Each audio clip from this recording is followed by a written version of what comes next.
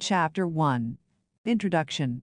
Plural marriage is a principle believed in and sanctioned by more people on earth than by those who believe in monogamy or celibacy. In fact, the one-wife system of marriage is principally confined to some of the nations of Europe and the Americas. Most historians agree that the larger portion of the world's inhabitants believe polygamy to be a practical and acceptable part of marriage. But isn't such a system of marriage degrading to women? On the contrary, it is because of plural marriage that a woman is offered a broader choice of husbands, providing her with a better chance to improve religiously, emotionally, and perhaps financially. It is under the contracted principle of forced monogamy that women are denied many privileges. Women today talk about liberation and their freedom, but there is no other principle of marriage that offers her as much freedom and independence which she both wants and needs. Plural marriage is a simple, wholesome opportunity for women to gain the privileges of a family and a good husband. The broad selection from all men instead of a few is available for her, rather than some single leftovers. If the women of today could revive this principle of marriage from out of the prejudice, misunderstanding, and selfishness that surround it, it would be the means of removing from our society some of its worst evils. Our monogamous marriage system has reduced too many women to a life of loneliness, ill repute, and degradation. Surely women are meant to be given an opportunity for the better things of life, rather than the worst. Polygamy offers them that choice. But the practice of plural marriage should always be a matter of personal conviction.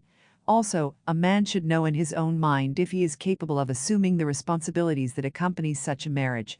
But more important, he should obtain the necessary wisdom and inspiration to live it honorably. His life should reflect stability, not just to the outside world, but more particularly to his wives and children. Plural marriage should always be considered a holy principle, and a man should enter it only with the kind of effort and desire that result in a good marriage. Polygamy is certainly not a guarantee for successful marriage. Conversely, it will expose and manifest every weakness in both the men and women who enter into it. For these reasons, it should be a careful consideration, not only as a religious belief, but for a practical and fruitful marriage. Let it be clearly understood that every man and woman should live their lives according to the dictates of their conscience, whether it be celibacy, monogamy, or plural marriage. In any of these situations, man is always accountable to his conscience and his Creator. Certainly, domestic government is the first order to all social organization. It is even the root of all civil government, for if the character and effectiveness of civil government is bad, then family government is probably a contributing factor for its failure. Family order or disorder is the superstructure upon which every society is elevated or destroyed. If marriage in society is without respect, purity, or value, then this will be reflected in society's social and civil government. Paternalism is the natural order of all life, for everything seeks to reproduce itself. Every flying, walking, swimming, or creeping creature is motivated by nature to continue its species. And it will be discovered that the stronger or healthier portions of these various male species usually seek a polygamous relationship with the females. Even mankind uses the healthy, the stronger or selected strains of breeding to raise better quality cattle, horses, and even their dogs and cats. Strangely enough, they often fail to consider this principle for their own offspring. It is this failure that has created a society filled with unmarried, unwanted, or prostituted females. This is a crime against the natural desires of women, for they should have the right and opportunity to have a home and a happy family life. God is justifiably ashamed of the contracted bigots who are so prejudiced against his marriage laws.